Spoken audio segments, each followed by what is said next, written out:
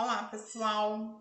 Então, eu tinha começado a fazer uma série, né, de política ideológica, e aí a gente falou sobre fascismo e hoje eu vou estar falando sobre capitalismo. O início do capitalismo ele se dá por volta do século XIII, que é uma transição, né, já acontecendo da desestrutura do sistema feudal. Então, é uma transição do feudalismo para o capitalismo, o que ocorre a modificação do setor produtivo em relação ao trabalho. E você observa que essa ponte é muito interessante porque quando você está no campo, não há necessidade do consumismo exacerbado. Quando se vai para a cidade, que é uma transição aí, essa ponte, eu gosto muito dessa figura, por isso, porque ao transitar para a cidade, tudo se modifica até o surgimento das classes sociais, né? E aí é um renascimento comercial que vai estar ocorrendo, caracterizado pela transição, e a partir do século XV eu tenho um nome mais do capitalismo comercial. Esse capitalismo comercial, ou para alguns autores que chama de pré-capitalismo, eu tenho aí o mercado que é o principal, que seria a expansão ultramarina. Essa expansão ultramarina que vai ocorrer devido à colonização, seja ela de exploração, seja ela de exploração e povoamento dos continentes africano, americano e asiático. E as políticas mercantilistas que cada nação da Europa vai utilizar, que é a acumulação primitiva de capital, o metalismo, a balança comercial favorável e o pré-capitalismo ou capitalismo comercial, ou assim chamado de mercantilismo, ele vai durar do século XV até o XVIII. Lembrando que dentro do século XVI nós tivemos aí a Reforma Protestante. O que ocorre? A Reforma Protestante foi do monge, né, Martinho Lutero, que vai acabar colocando 95 teses, né, dentro ele escreve mais. Porém, as 95 teses que ele considera principais, ele prega na porta da igreja de Wittenberg, na Alemanha. E entre essas teses, um dos pontos que ele mais vai ficar indignado com a igreja, e ele era católico, porém ele não concordava, é a indulgência, que é o perdão comprado.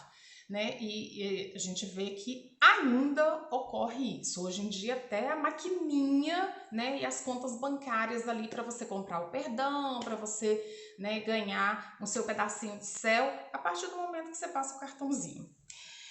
A simonia, que eram relíquias sagradas que eram vendidas pela igreja, né? E algumas eram até falsas.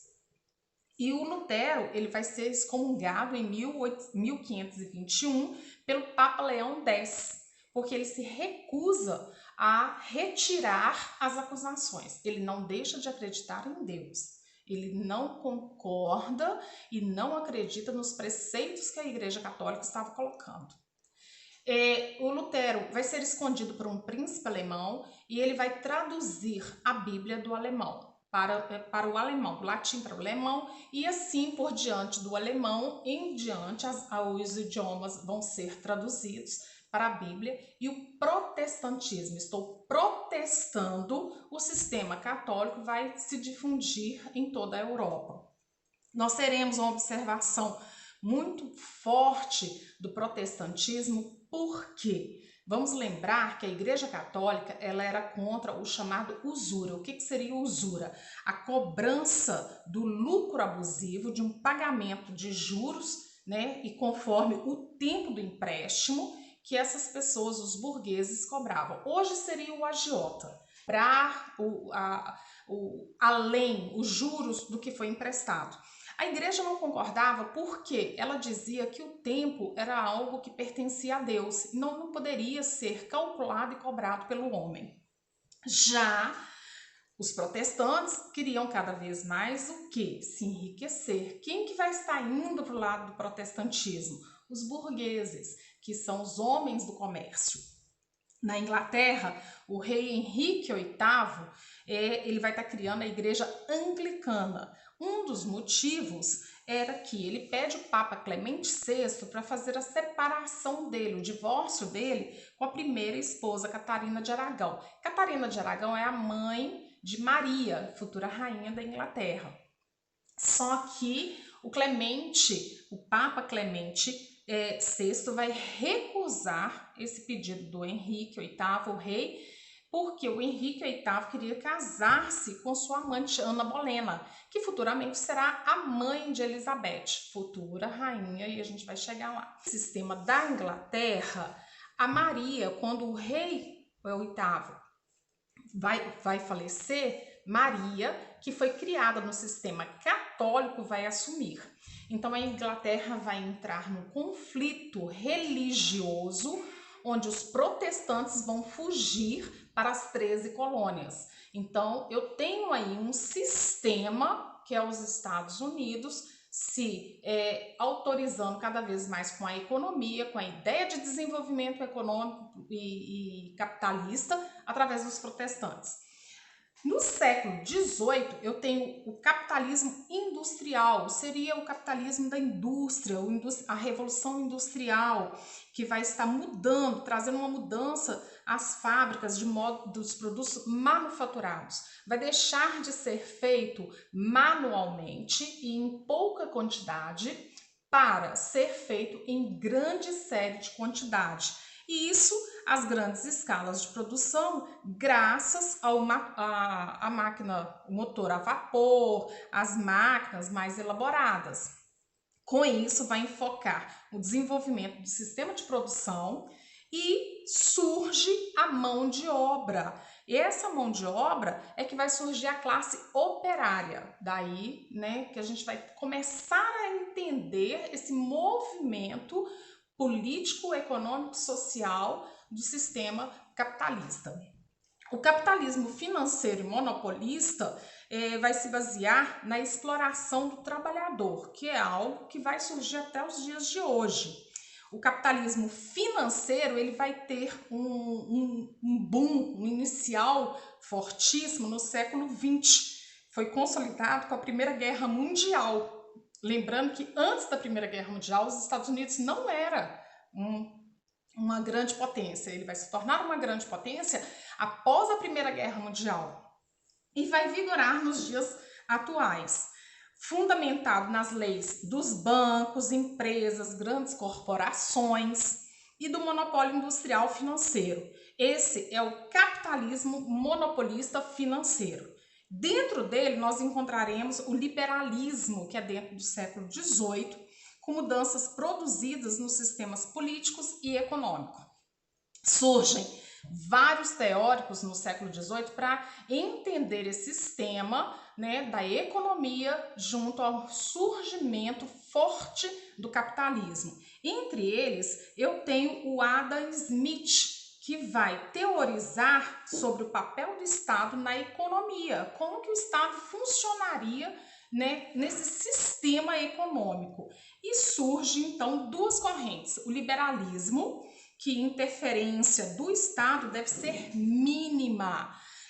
Portanto, se apenas regular, ele tem que apenas regular a economia, cobrar os impostos e cuidar bem dos cidadãos, do bem-estar. Então, ele não tem que interferir no desenvolvimento da economia das indústrias. Isso seria um número possível de decisões econômicas tomadas pelas empresas e não pelo Estado. O outro seria o antiliberalismo ou intervencionismo, que é exatamente ao contrário. O Estado, ele passa a controlar a economia. A economia é planejada pelo Estado e estabelece os monopólios, as regulações e tudo mais que deve ser feito na economia. Havia também o sociólogo alemão Max Weber.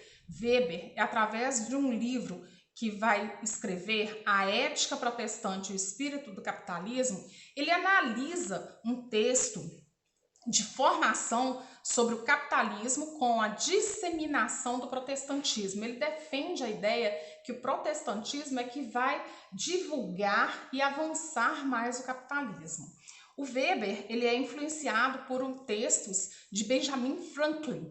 Benjamin Franklin, entre os seus textos, e ele é um dos líderes da Revolução Americana de 1776, ele vai escrever o que ficou um bordão, né, do Franklin, que é tempo é dinheiro.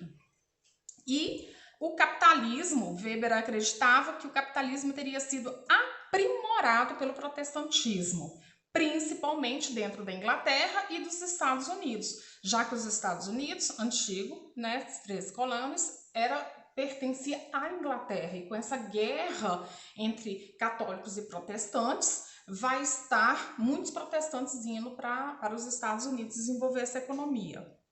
Os calvinistas, principalmente, que são protestantes, eles acreditavam na predestinação. Essa predestinação, o homem já nascia predestinado para o paraíso ou para o inferno.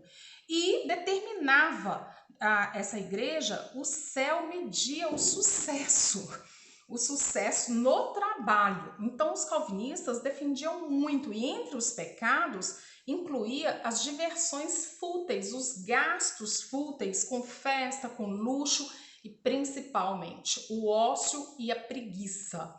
Portanto, para os calvinistas, o homem de valor era aquele que trabalhava muito, o máximo que o seu corpo aguentasse, e não se entregava aos prazeres da vida, economizando cada vez mais e acumulando assim cada vez mais dinheiro.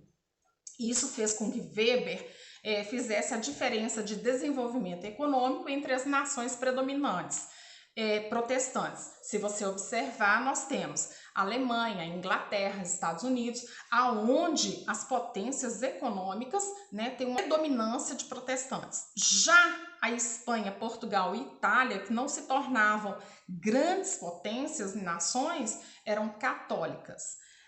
O sistema vai se desenvolvendo aí do capitalismo. Então, o que acontece hoje?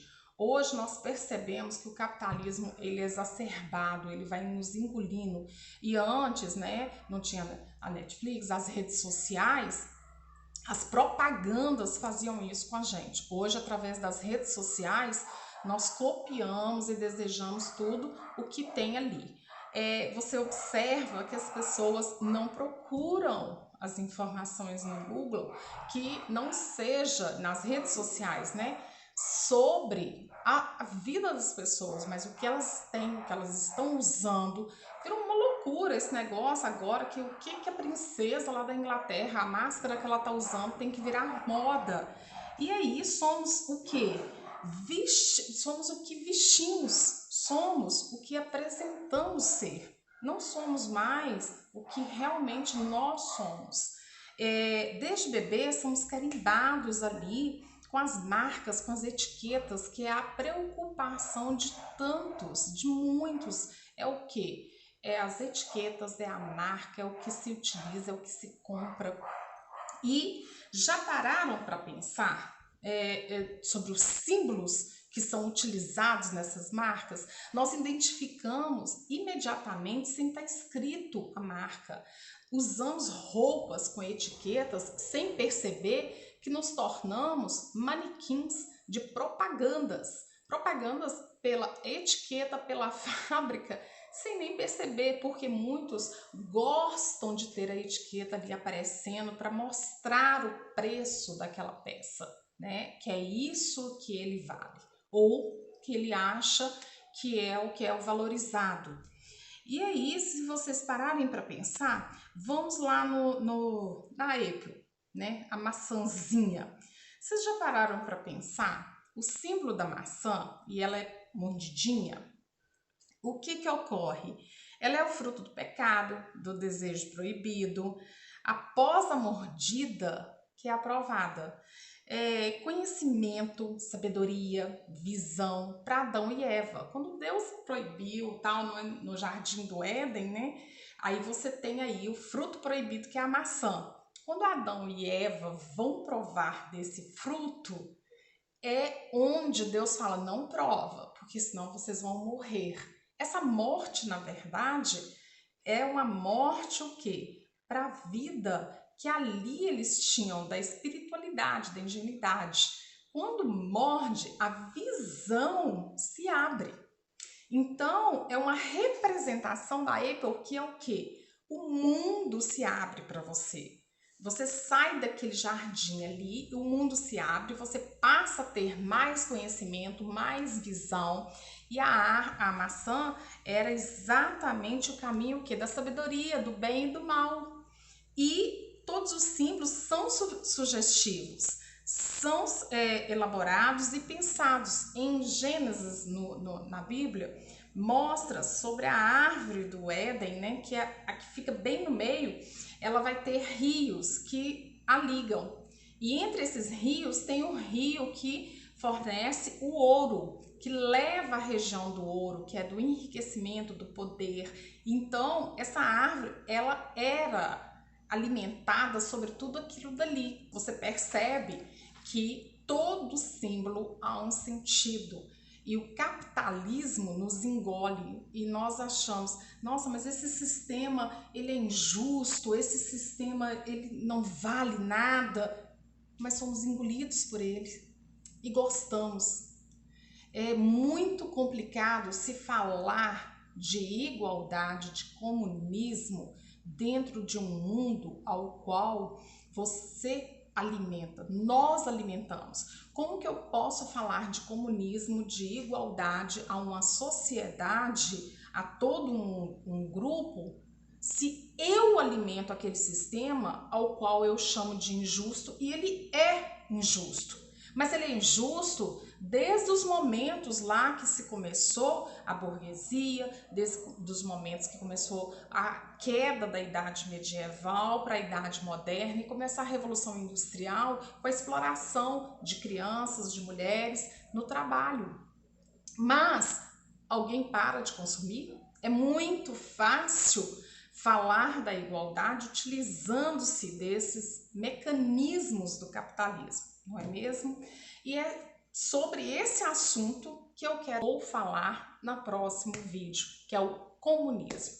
E até a próxima, espero que vocês gostem, deixem seu joinha, se inscrevam, participam, escrevam o que você acha, o que você gostaria de ouvir sobre o comunismo, o que você acha, o que você gostaria de ouvir sobre outros assuntos, tá? E a gente vai construindo essas informações.